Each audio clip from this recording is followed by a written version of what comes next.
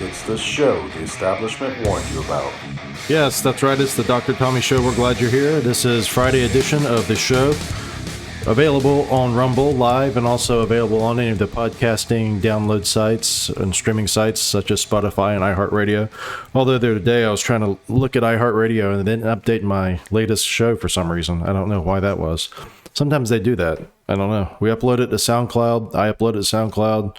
It's supposed to get picked up by all the different ones. But anyway, we can be seen on any of the podcasting platforms: Google Podcast, Apple Podcasts, Spotify, iHeartRadio.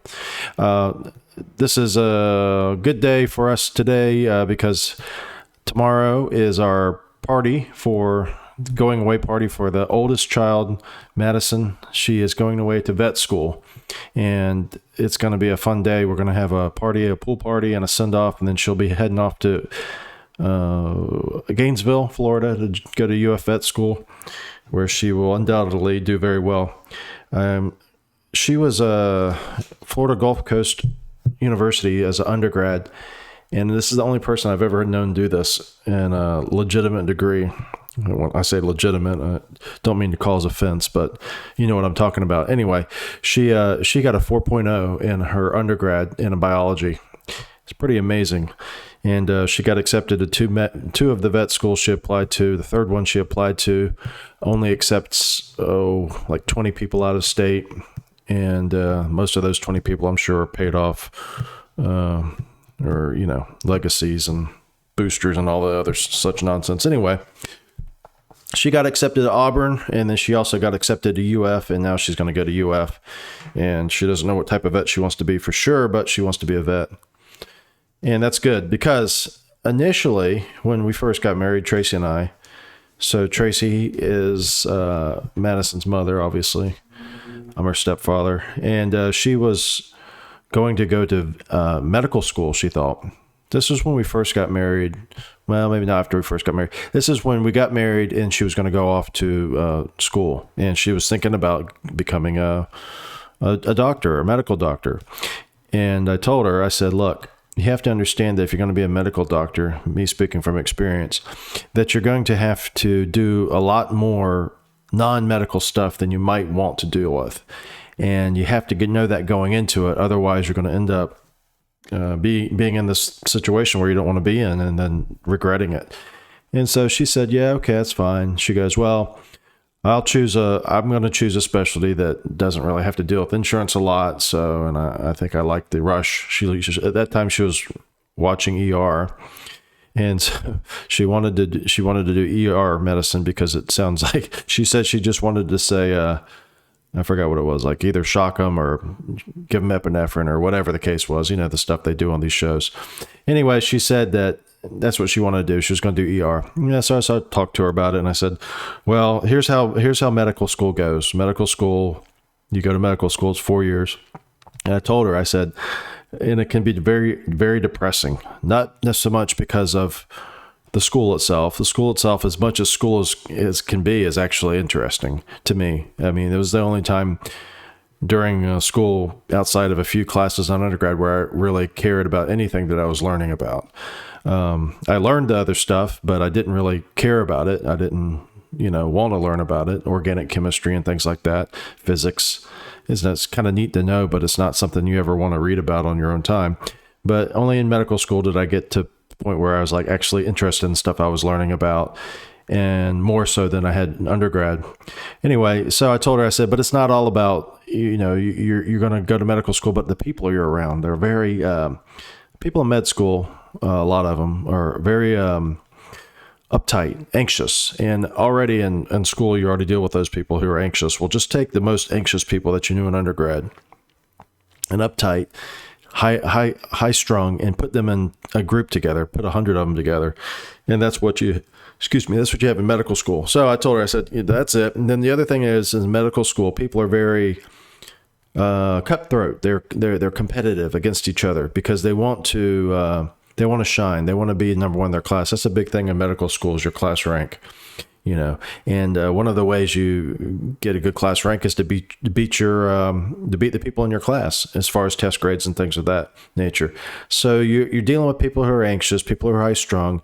You put them in this cauldron, you mix them all together, and then you throw in the fact that now they have to be competitive against their fellow classmate so that they can get a higher class rank than them, so then they can in turn get a residency spot that they wanted. So I told her, this is what you're going to look at. And I said, emergency medicine is a popular residency, so people are going to want to be in emergency medicine, so you're going to have to be near the highest rank of your class in order to get that. And so as I was telling her this, I could see her face kind of, it went from a smile to like, how you call it, a neutral face. And then finally, I think it didn't take but maybe 3 days. And then she had already decided, screw it, I'm not going to be a medical doctor. I'm going to be an animal doctor. Anyway, that's just a short story. And we want to say congratulations to Madison for going to vet school soon. And it's going to be great for her. And I think she'll do real well. Speaking of medical school, the medical practice. So I'm a concierge doctor, as you all know. If you don't know, I am a concierge doctor. So what does that mean? So concierge medicine is where you, in my practice, we don't take insurance, right? Some concierge doctors take insurance and then they make you pay a fee called whatever you call it, membership fee. And then they give you what we give them already. So let me just be more basic. In our practice, if you call us, you'll call us on the phone and we'll answer the phone. And if we don't answer the phone, we'll call you back right away. Additionally, if you try to contact us, you can text us or call us directly on the cell phone or email us. And then when you come to the office, there's not going to be any waits. When you call our office and say, I need to be seen, you're not going to be told, oh, it's 2 weeks out. You're not going to be put on a phone tree. So really what we've done is we've eliminated all of the things that most people hate about going to the doctor: the waiting, the impersonal contact, the incompetence of staff. All that's been eliminated. So in turn, our patients pay us directly and we don't take insurance. The major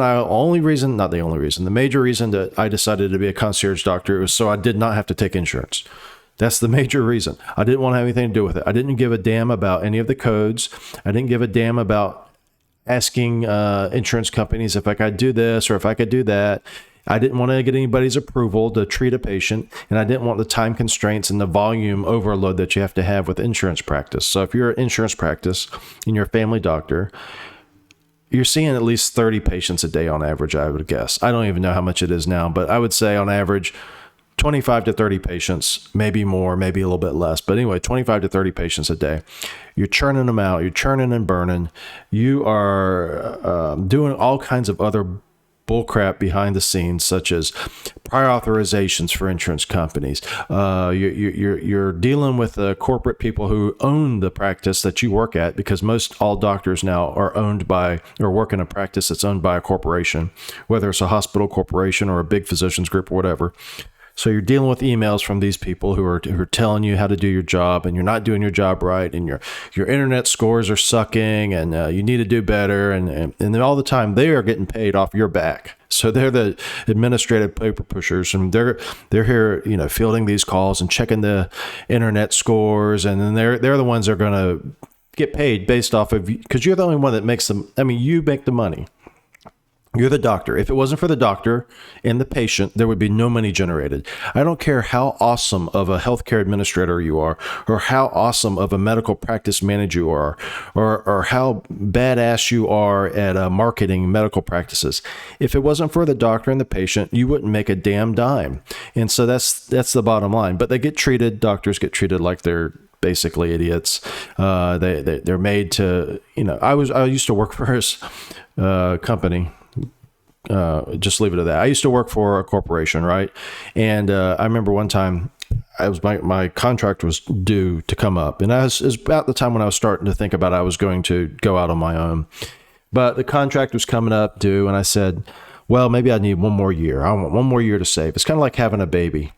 If you wait until you can afford to have a baby, or you wait until the time's right, you're never going to have a baby. Because it just doesn't happen. And you just, at some point, you got to take the plunge, or the plunge takes you, or whatever the case is. Anyway, So I was going to say, I'm going to wait one more year. I'm going to wait one more year. So like I said, it's like having a baby. You're going to wait until the perfect time, right?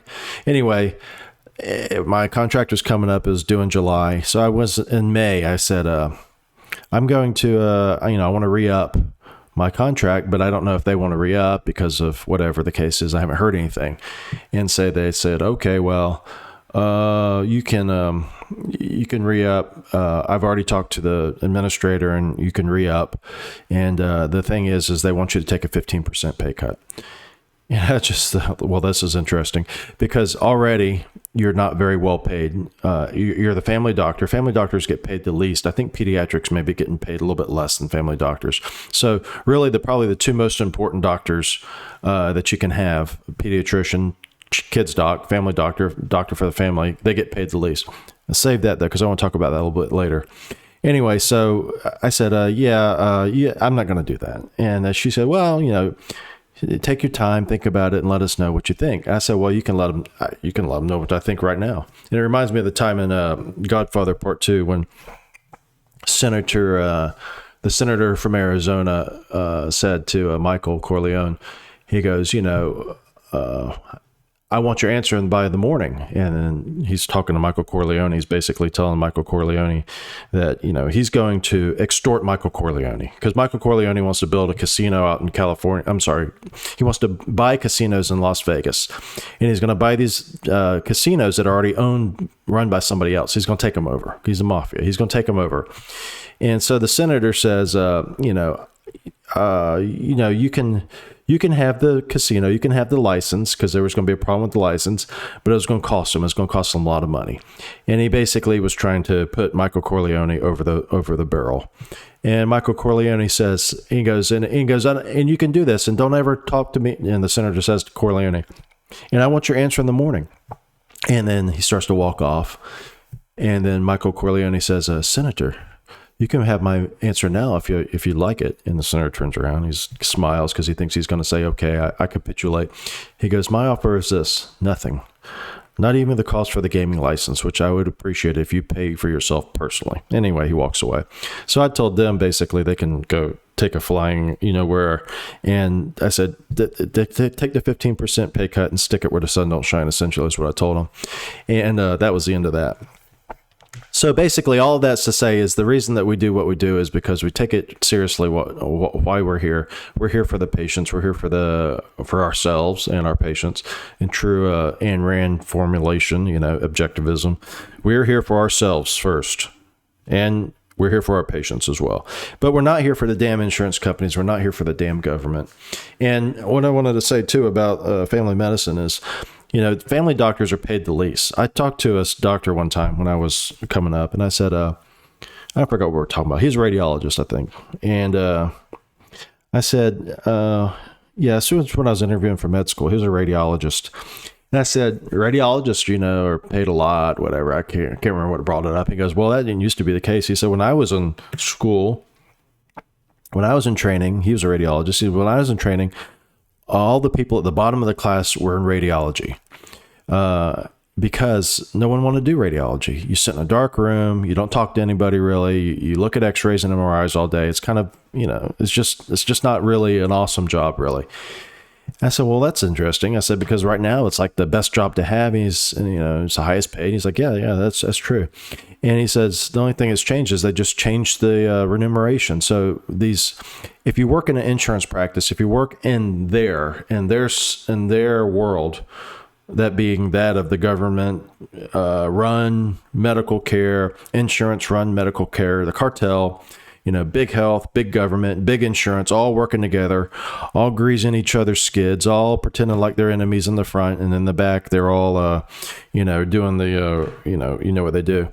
Anyway, I said, well, that's interesting because what happens is the insurance companies reimburse doctors based upon some numbers that come out of the government. Somehow called RVUs. I don't even know what they're called anymore. But anyway, the government cooks up these numbers. They say, look, this is how much a dermatologist in Tampa should get reimbursed. And this is how much a dermatologist in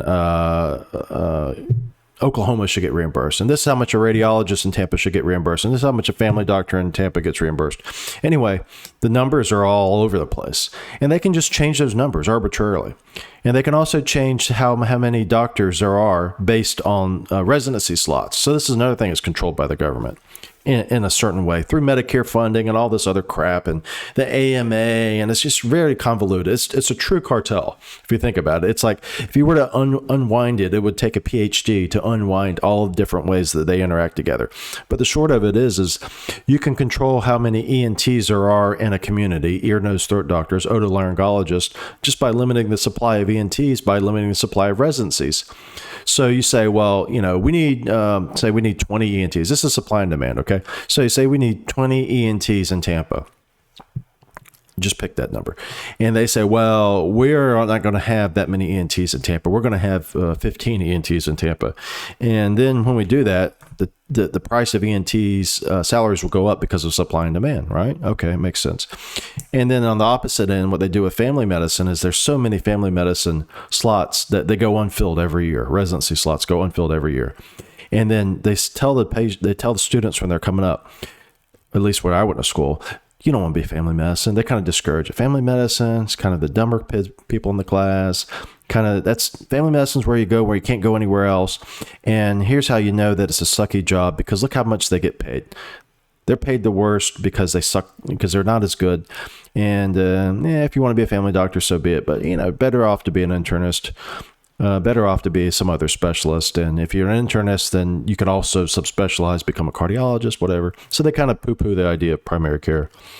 Although, actually, when USF was founded, where I went to school, that's what was founded on, was like it was going to be a primary care hub and make primary care doctors. That's what they always sell it on when they do these new schools. The legislatures, they say, well, our focus will be primary care. They did the same thing with FSU. And they may still do that. They may still promote it. But at USF, they certainly don't. But anyway, I say our focus will be primary care. Anyway, that just goes by the wayside. But back to what I was saying about family doctors making the least amount of money, is they make the least amount of money is because it's arbitrarily decided that they're going to make the least amount of money. All of these different groups, the government, the AAMA, the insurance companies, they all get together and they decide we're going to pay family doctors the least, and we're also going to pay pediatricians the least, and then we'll pay the orthopedists the most, and we'll pay radiologists the most, or something like that. And so that's how you get payments, and that's how you get people wanting to decide if they want to be a family doctor. Generally, not all the time. Obviously, I chose to be it. I didn't want to be poor, and I didn't want to make the least, but I chose to do family medicine nonetheless, because I had different ideas about what I was going to do. Anyway, so that's how they choose. And I always tell people, I said, they say, well, family doctors don't make as much money. I said, that's true. And they said, well, that's, maybe a family doctor is not a good thing to do. I said, well, you can change how many family doctors there would be tomorrow. You can make family doctors the number one most important, the most highly sought after position tomorrow, just by suddenly changing these reimbursement rates. Just like they said, like I said, the radiologist told me before. He said the radiologist used to be in the bottom of the barrel as far as the class is concerned. That's who went into radiology. He said the people who were not smart enough to be other doctors, essentially, is what he was saying. And he said that it's changed overnight. Now it's the top of the class because they changed reimbursements, and they could do that with family medicine. That's what makes the whole idea of that type of medicine such BS. It's phony, baloney, plastic, banana, good time, rock and roll stuff, like Rush used to say. It's just BS. It's built on nothing. It's not built on the market. I always thought that if you were going to pay a doctor based on their worth, okay, nothing against skin doctors, but skin doctors wouldn't make the most. The skin doctors make near the highest now, right? Yeah, I don't know if you know that, but that's the truth. Dermatologists are some of the highest paid doctors. As far as, let's say, is carve out insurance world doctors versus non-insurance world doctors. There's not a lot of non-insurance world doctors. Concierge medicine's non-insurance world, if you do what I do. And then there's plastic surgeons, non-insurance. Then you have hormone doctors. A lot of these guys are non-insurance. They do pellets and things of that nature. So cosmetic doctors, whatever, liposuction, that's falls under plastic surgery. Although some family doctors do liposuction, interestingly enough.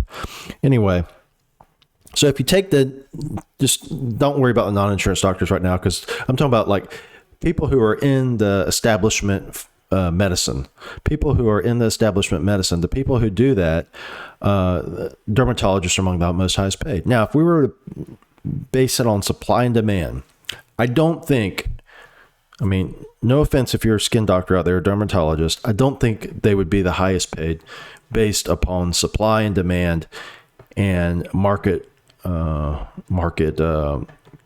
do you call it? Just how much they're worth, market worth. The market would not say these people are worth the most. Okay. And they wouldn't say family doctors are either. So that's not what I'm trying to say. But I think who would be paid the most probably. I always thought that the hardest job, and somebody actually, I forgot who told me this. I think it was a urologist. Yeah. Or maybe it was somebody else. Anyway, the hardest job, the smartest doctor, he said, and I agree with this looking back on it, that I think the smartest doctor is the general surgeon who also takes care of people in the hospital, basically. So the general surgeon who can do surgery on almost any part of the body, and then also take care of most all medical issues having to do with surgery. Back in the old days, general surgeons did not want to ever consult medicine because that showed that they needed to have medicine on board. And the surgeons that I worked around when I was in training, a lot of them didn't want to do that. They did not want to consult medicine because they said, look, we can manage their blood pressure. We're ICU doctors. We'll manage their blood pressure. We'll manage this. We don't need to consult medicine to come in and do that. And that's what you'll see in these metropolitan areas where, surgeons don't want to do anything but surgery. They'll consult for medicine. They'll for everything. But the ones I grew up with, when I was in training in this academic setting, USF, a lot of the surgeons didn't want to do that. They would say, look, we're going to take care of all the medicine. And that's what I think the smartest, I think that the smartest doctor theoretically is the general surgeon. And if you're going to base pay, which you should do, I think, on supply and demand, and also base it upon their, whatever they're worth, then I think a general surgeon probably should be the highest paid doctor. And then also these other surgeons, I think, people who can go in and fix a brain, for instance, should be paid a shit ton of money. People who can go in and fix a heart, people who can, especially like go fix a pediatric heart, little tiny heart, people who can cure cancer, things like that. Anyway, that's just a little bit about economics and medicine. I just got off on a tangent, but I was just thinking, this vet school versus medical school and how Madison chose the right way. So many of my friends are in medicine now. I'm not going to name names, but a lot of people wish they didn't do what they did. Why? Because it's just a pain in the ass. It's a pain in the ass. And what we did, the reason I did what I did is because I didn't want to deal with that. And that doesn't make me smarter or anything else. It just makes me, it's just what I chose to do. I didn't want to deal with that. I didn't want to deal with the insurance. I didn't want to deal with all the headaches. And I knew I couldn't. That's the main thing, is that maybe it's my limitation. I knew I couldn't do it. Other people can do it. I can't. Okay. I can't do it. I couldn't deal with it. I couldn't suck it up. I couldn't do it. I could never work in that environment with, like I said, people telling you what to do you're funding them, and then the insurance companies. But it's the same reason that I didn't get vaccinated too, though. See, I'm not the one to go along with whoever tells me what I'm supposed to do. It's just my nature. And I'm thinking, you're not going to tell me what to do. You're not going to tell me that it's important that I have all these little codes when I know it's not important. And you're not going to tell me that I can't, on a physical day, also take care of someone's knee pain because why? Because of your arbitrary rules that say I can't. No, I'm not doing it. Like I said, it's the same reason I didn't get vaccinated. And the same reason I've always said all this, stuff about these COVID, all this bull crap with Dr. Fauci and the circles and the mask and all the crap that he said was going to stop COVID. And then the thing that really pissed me off the most was I said, all right, our opinion is if you wear a mask, if you get vaccinated, if you stand in the Fauci circles, if you stay home, if you don't go see your family members, if you spend 2 years of your life away from your family, 2 years you'll never get back, by the way. If you do all these things, it's like a religion. Do all these things, these sacrifices, then you'll have salvation. And your salvation will be that you won't get COVID. And your salvation will be that you won't spread COVID. But if you don't do these things, then you're going to do all of those things that we just said. So if you don't stay home and isolate from seeing your family for 2 years, if you don't wear a mask everywhere, if you don't get vaccinated, just like we told you, no matter what your reasonings for not getting the vaccine are, you are a bad person because you're spreading COVID. And it's like Joe Biden used to say, this is a epidemic of the unvaccinated. I want to hear his old discombobulated mouth say that one more time. I would just love to hear that. I would love to hear him also say a breakthrough case and it's 1 in 5,000 chance to get. I want to hear him say that. I would like him to get more confused than usual and say that just one more time, just so we could laugh at him, because a lot of people forgot that they said that.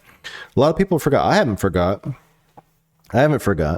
But a lot of people forgot that. A lot of people said this is an epidemic of the unvaccinated. And all you people out there who are unvaccinated, we're looking at you. You're selfish. You're greedy. You're killing grandma. And if you just do what we say, it's all going to work out. And look how smart we are. We're vaccinated. I got 4 of them. Look at these bandages on my arm. I got so many vaccines. I got more vaccines than anybody I know. And then you get COVID. And then what do you say? Then what do you say then? Oh, well, at least I didn't die from COVID. Well, there's a story I just read. It's in the Conservative Review. Daniel Horowitz said that everyone recently, there was some period of time where they did it in Australia. Everyone who had died of COVID was vaccinated. And you might say, well, everyone's vaccinated in Australia. I don't know what the case is. But anyway, the point of it is you were lied to. By saying that if you got the vaccine that you wouldn't spread COVID. You were lied to when they said if you got the vaccine, you wouldn't get COVID. You were lied to when they said that you were lied to when they said that it's necessary that we mandate everyone get this, because if we do this, then the spread will stop, then the epidemic will stop, and that's why we're forcing everyone to do this or lose your job or get kicked out of the military. It's like what they're still doing. Oh, well, this is an interesting thing.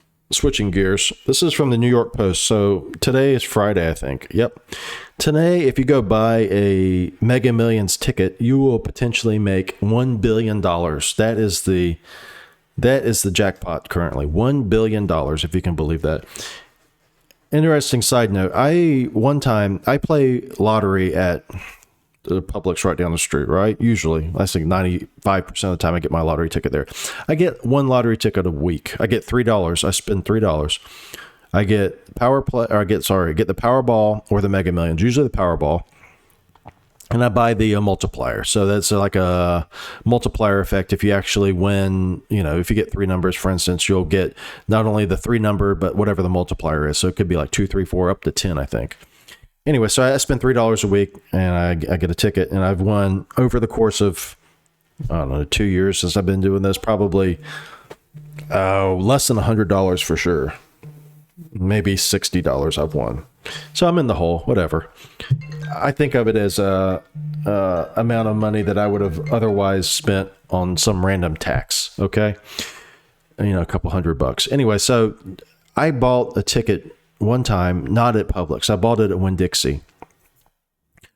And it just so happens that week, someone won the Powerball at our Publix. And the Powerball was won, I think it was $200 million. Huge amount of money. $200 million, something like that.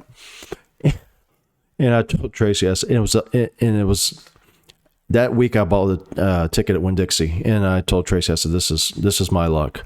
I said, that was supposed to be my ticket. And it turns out the guy who won was here in Lutz, obviously, at my Publix, right? He was an Asian, okay? He was younger than me. He was, in his 20s, I guess, because he hadn't gone to school yet. His plans were to become a doctor, and his name was Tom. So anyway, there goes my luck. But anyway, this is from New York Post. It says Mega Millions lottery drawing. If you're to win, here's how to stay safe and secure. So this is like, for the guy who wins out there or lady who wins, this is what you're supposed to do. So number 1, it says beware of scams. Some scammers falsely identify themselves as lottery employees and attempt to steal money from unsuspecting people. No representative of Mega Millions will ever call, text, or email you about winning a prize.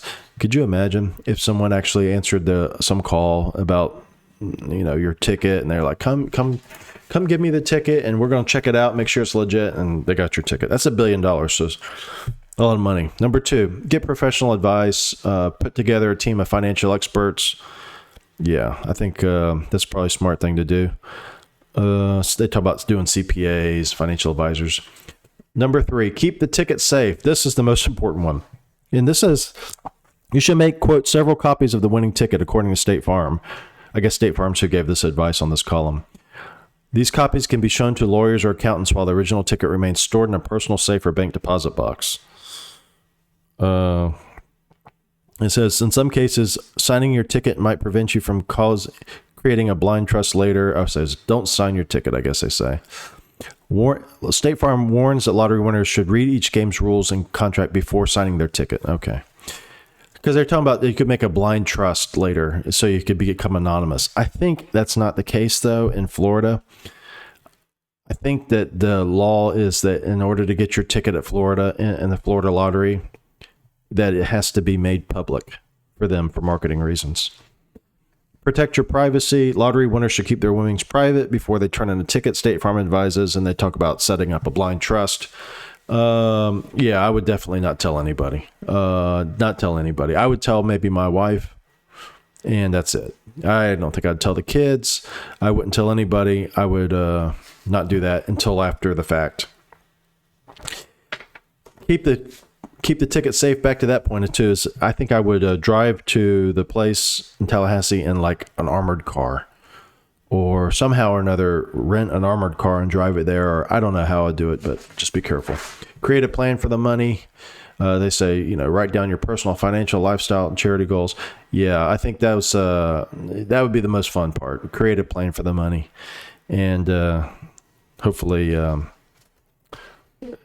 I think what part of the problem when people win the lottery is that probably their life becomes turned upside down, and it just is probably a life-changing event for the worse if you want a big one like this. Put off big decisions.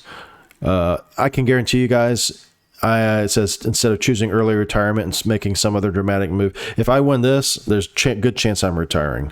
And that's retiring from podcasting too, probably. And question whether you take a lump sum. I definitely would take a lump sum. I am not trusting anybody to pay me over 20 years. No way. Florida news. Washington Times. Florida Christian school sues Biden, Nikki Fried over gender identity mandate for lunches.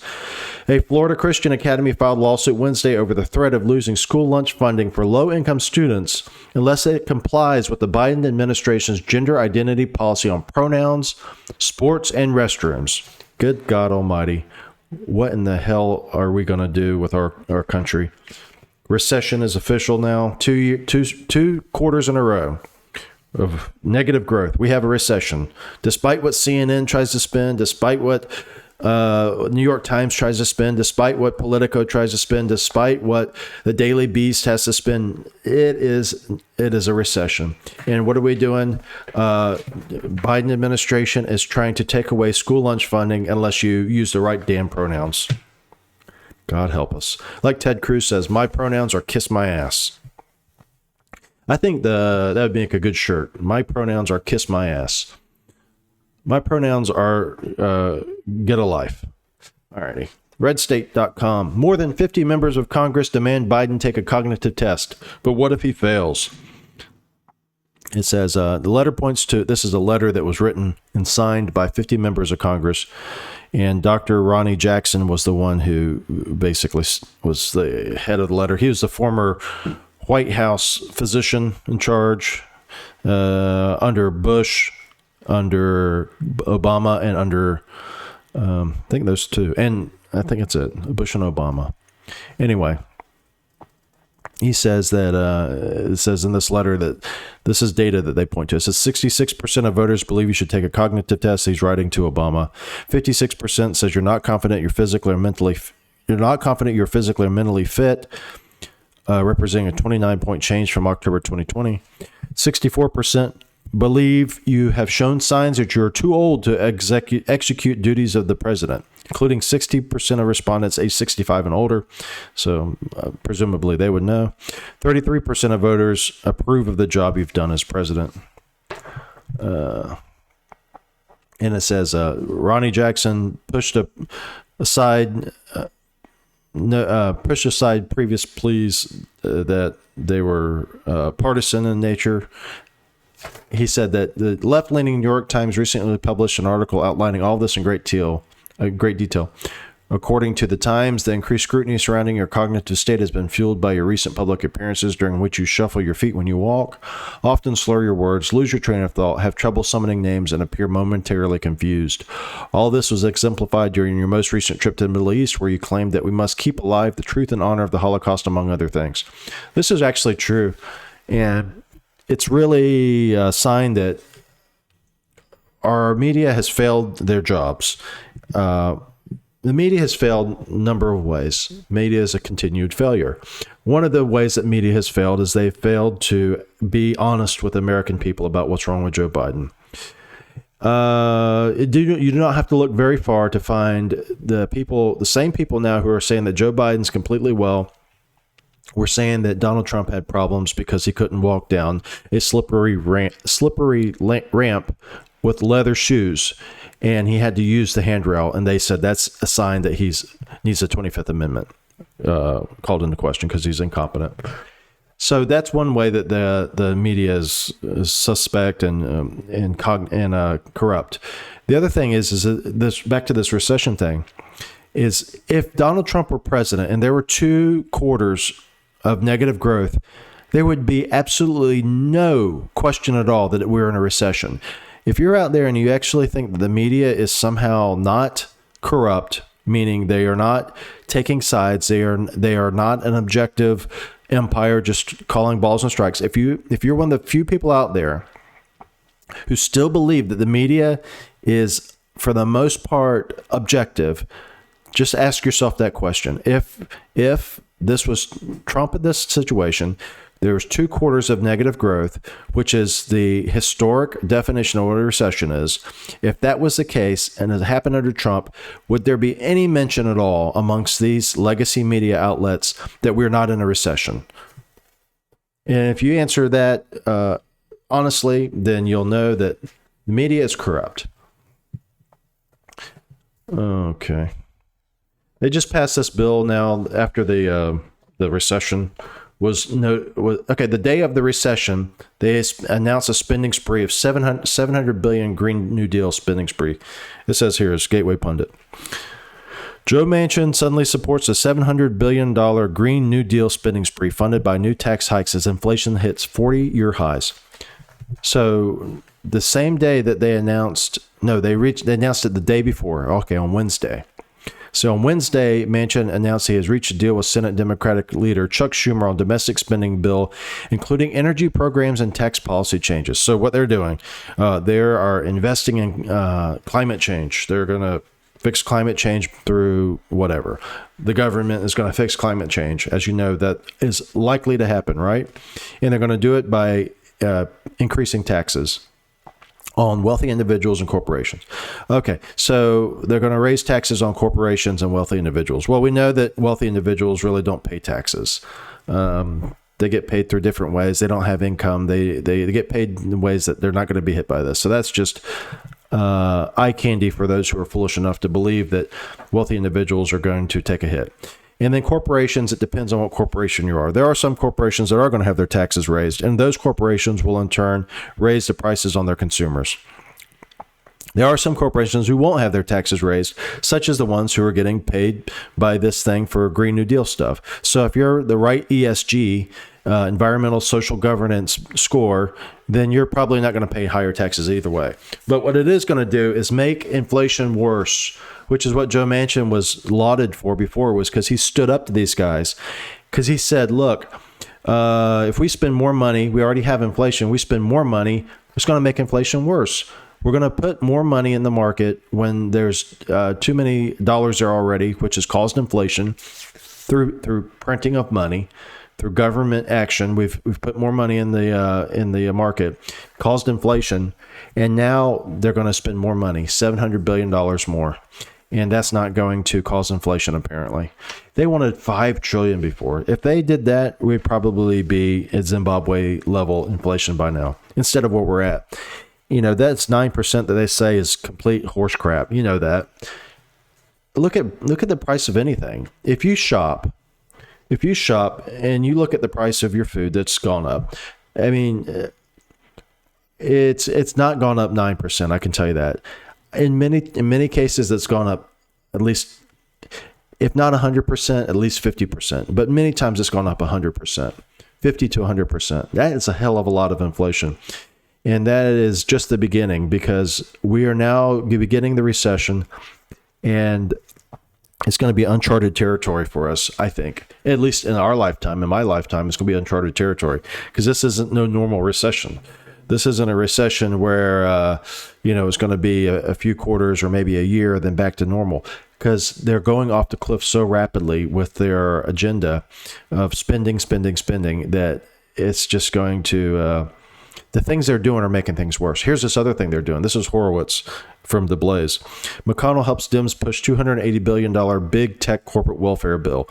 Schumer betrays him in return. So it says, so what happened was McConnell promised to hold up on this bill. I'm sorry, McConnell offered to support this bill for this corporate welfare with 17 other Republicans to bail out chip manufacturers, which, like we said before, is like, oh, they're the poorest companies out there, right? Intel, they really need our money. Intel just can't make it without us. Anyway, so 17 other Republicans plus McConnell voted for this bailout for the big tech corporate bill. And then in return, McConnell said that he wanted to make sure that they weren't going to use reconciliation to ram through any other spending bills, okay? Reconciliation is this thing where they don't have to use a filibuster. They can get by with doing 50 plus.